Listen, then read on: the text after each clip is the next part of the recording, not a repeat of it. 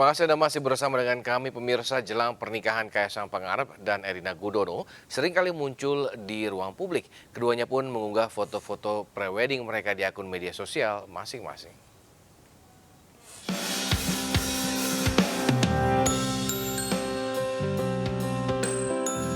Menjelang pernikahan, Kaisang Pangarep dan Erina Gudono kerap membagikan momen kedekatan keduanya di ruang publik.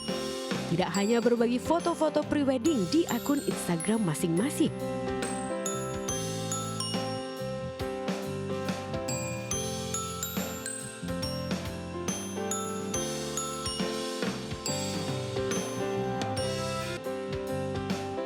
Momen lainnya yang juga dibagikan Kaisang dan Erina ialah saling berbalas Instastory.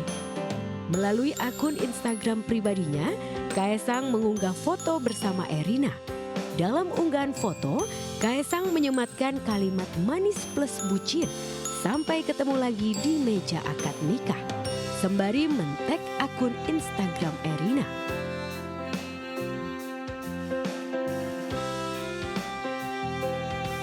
Tak butuh waktu lama, unggahan Kaisang pun di-repost oleh Erina.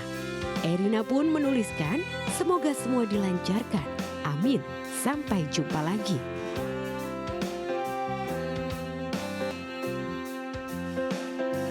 Menjelang pernikahan, Kaisang dan Erina juga menjalani serangkaian acara. Erina dan Kaisang datang berziarah ke leluhur Puro Mangkunegaran di Karanganyar dan Solo. Ziarah tersebut dilakukan sebagai kulo nuwun kepada para leluhur. Untuk ziarah sendiri dilakukan oleh Kaisang dan Erina secara berurutan dari Mangkunegara 1 hingga Mangkunegara 9. Namun karena makam Mangkunegara 6 tidak berada di Kabupaten Karanganyar, maka makam Mangkunegara 6 didatangi paling terakhir. Kaisang yang mengenakan pakaian beskap berwarna hitam tampil senada dengan Erina mengenakan pakaian kebaya berwarna hitam. Tampak didampingi salah satu kerabat Pura Mangkunegaran, Wedono Satrio Puro Mangkunegaran, KMRT Lilik Priharso. Keduanya singgah sejenak di pendopo Handayaningrat dan menuju makam Mangkunegara 6. Namun awak media hanya diperkenankan menunggu di pintu masuk makam. Tampak dari jauh mereka mendoakan Mangkunegara. Setelah sekitar setengah jam, rombongan Kaisang dan Erina kemudian keluar dan sempat singgah lagi ke pendopo Handayaningrat untuk bersilaturahmi dengan juru kunci makam.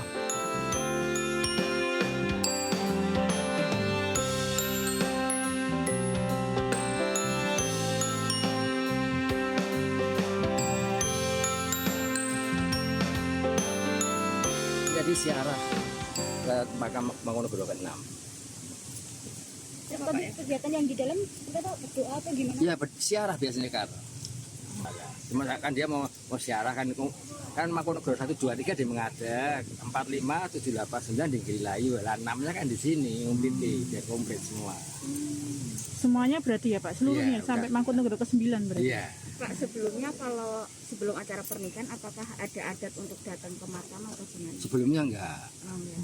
Dulu waktu Gibran Bre mau jadi Mangkunegara ke-10 juga ke sini. Mau dinobatkan ke sini. Gibran juga ke sini sosialisasi tempat ini.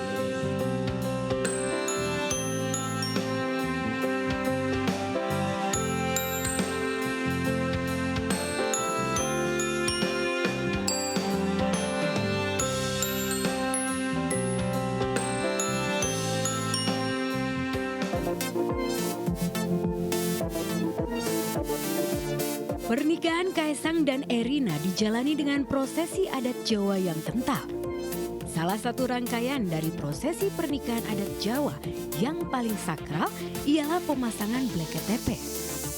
Istilah bleket-tepe diambil dari kata bale katapi. Bale artinya tempat, sedangkan katapi adalah kata tapi yang berarti memisahkan kotoran kemudian dibuang. Maka arti sakral dari pemasangan bleket-tepe adalah ajakan dari orang tua mempelai kepada setiap tamu agar menyucikan diri. Diharapkan Black KTP juga menjadi simbol yang dipercaya agar calon pengantin terhindar dari mara bahaya dan niatan jahat.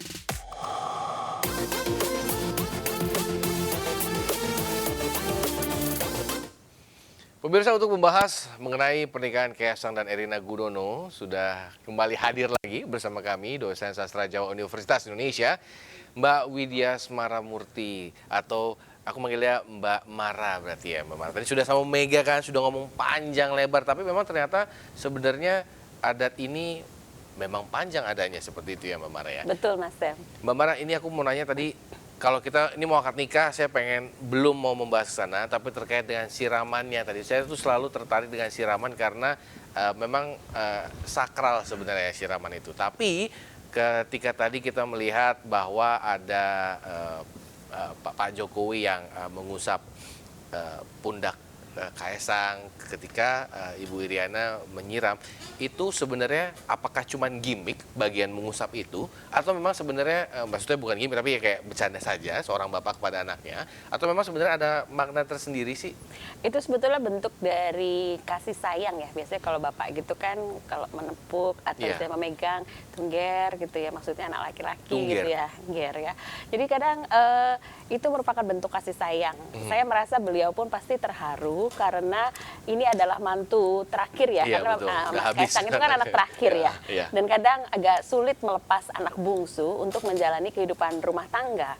Karena kalau di Jawa itu kehidupan rumah tangga itu bukan suatu hal yang maksudnya main-main ya, itu suatu sifat yang sakral. Karena tidak mudah menjalani kehidupan berumah tangga. Dan itu saya melihat itu adalah bagian bagaimana Bapak Jokowi berusaha untuk apa ya, ikhlas melepas anaknya melalui transisi kehidupan.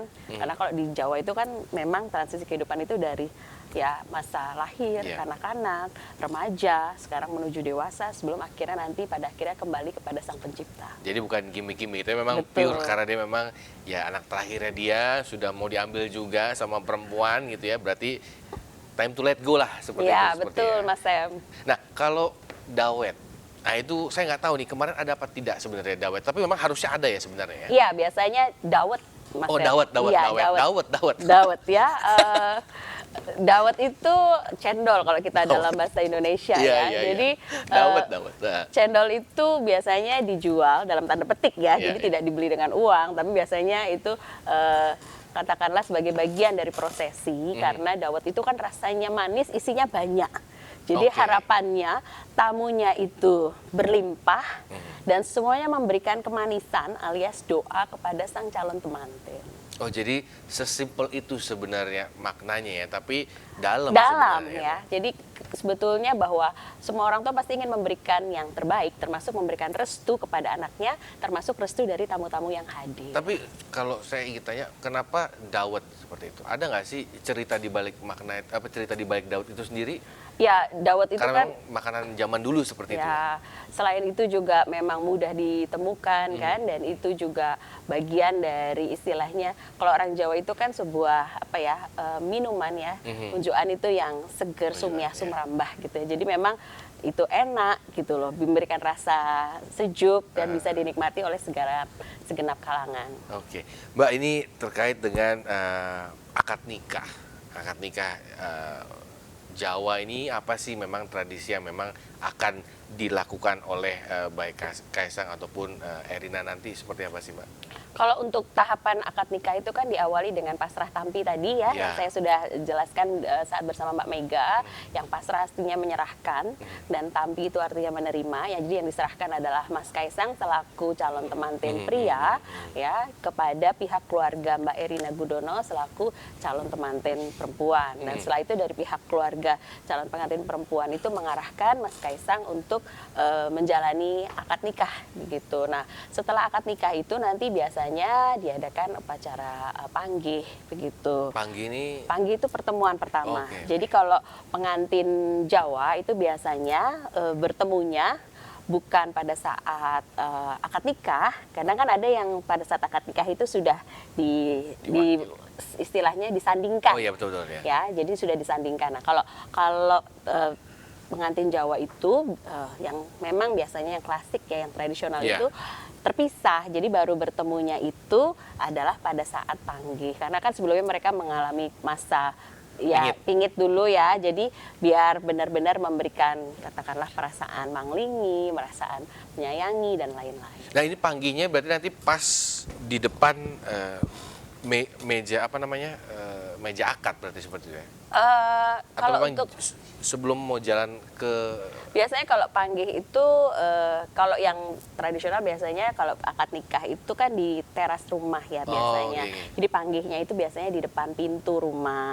Nah ini kalau posisi ini karena diadakan di hotel Ambarukmo ya. Terus untuk panggihnya apakah masih juga akan di hotel atau di pestanya di Puramangkunegaran ya, iya. Puramangkunegaran. Nah itu yang perlu diperhatikan lagi untuk posisinya nanti karena Tapi, biasanya pasti akan menempati posisi yang istilahnya seperti layaknya pintu ya atau gerbang begitu. Oke, filosofinya ketika nanti Kaisang dilepas ke pihak perempuan itu seperti apa sih Mbak? Mungkin tidak dilepas dalam ya, arti tapi tidak yang tapi maksudnya bahwa dia mungkin nanti kan diterima juga iya dari sana. betul ya. Jadi kalau Jawa itu memang istilahnya yang mengantarkan pada saat akad nikah itu di awal itu adalah yang dituakan.